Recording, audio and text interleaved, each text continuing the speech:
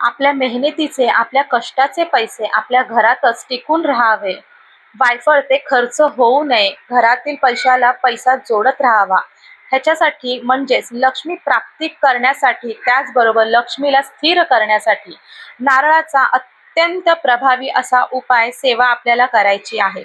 हा उपाय आपल्याला कोणत्या दिवशी करायचा आहे, कोणत्या प्रकारे करायचा आहे, नारळावरती आपल्याला कोणती सेवा करायची आहे, हे सर्व काही इन डिटेल व्हिडिओ आपल्या चॅनलवर मी अपलोड केलेला आहे। लिंक मी खाली दिलेली आहे, व्हिडिओची लिंक क्लिक करा आणि संपूर्ण व्हिडिओ पहा, जेणेकरून हा उपाय करा आणि तुमच्या घरामध्ये तुमच्या मेहनतीचे पैसे आहेत ते स्थिर करून ठेवा।